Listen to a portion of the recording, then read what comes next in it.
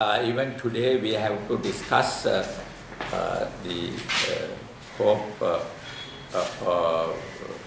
issue or the bond scam issue.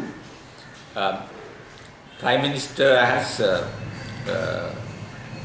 ordered the head of the Parliament to send the report to the AG's office so that he could Attorney General could look into that and file action. There is a case, he has said even elsewhere he could, if he is called to give a statement, he will oblige and he is prepared to give a statement. But unfortunately, this issue about the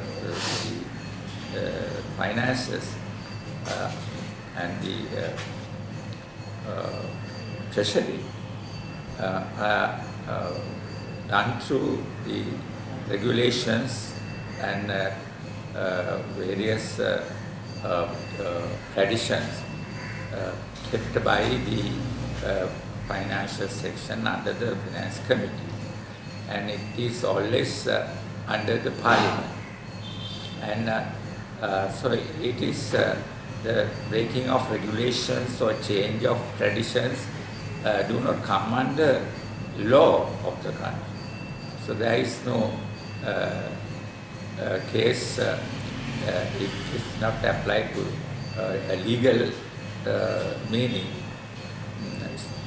It comes to the sphere of law only if Parliament has carried out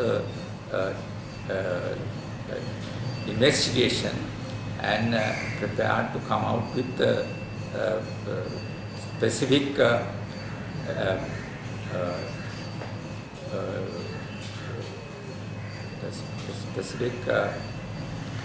things where the violation of law could be investigated. And so it is not very clear how this can be taken out of the Parliament sphere and become a problem for the Attorney General. At the same time, people are shouting about this presidential commission. Now, actually, the Prime Minister is not a subordinate person. According to the 19th Amendment, the powers are duplicated, and therefore it is not like the period we had gone through under the dictatorial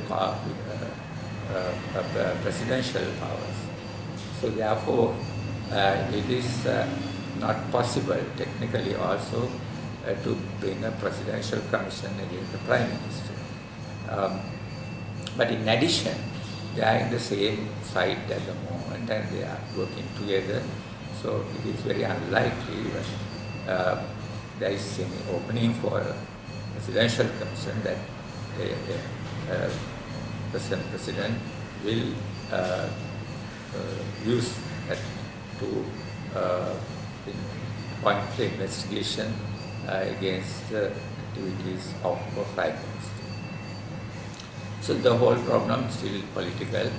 As we said earlier, this is a political thing which is under supervision of Prime Minister. The Prime Minister, even he prepared to help an investigation, he himself do not accuse Arjuna Mahendra. He has not done that. He really understand or he can if Arjuna Mahendra did something against his views, against his policies, then barely he would have investigated and he would have kicked him out and create a problem for me. At the moment, that has not happened. So therefore, we can't accept that there is something technically or in regulation sector, there is a problem to be investigated. This is a political matter. So, and it has to, they want to criticize, and then the opposition should go to Parliament and come out with the no confidence motion, and that is the way out for them.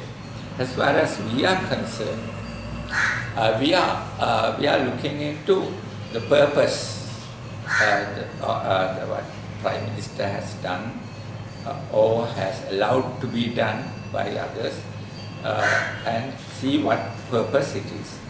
If it is for the democratic task to collect some money for the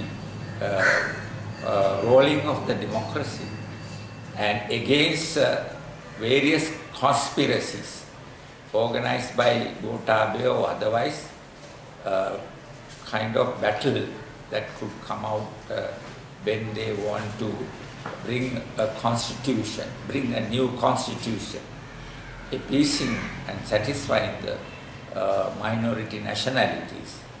These type of fascistic attacks that could come, and how to face it, and the resources necessary for that in mind. If Prime Minister has taken a step, then we have nothing to say about that. Already we can see that steps are taken to remove various people in the military. The military intelligence have been changed by removing the director, because there was a lot of criticism against him. People, knowledgeable people said he is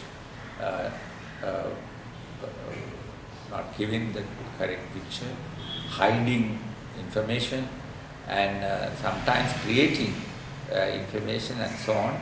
So he has been removed, and a new intelligence leader has been appointed for the military intelligence. And so it's going on. And on the other hand, SLT is been attacked by Mahinda Rajapaksa by somehow getting a registered political party which has been registered already, and by changing the name and the secretary and the president or whatever it may be, then taking over and using it as a registered political party in order to cut across the SLP base. So these are all coming together. So therefore we have to see what is happening in the future, and we have to prepare for the struggle.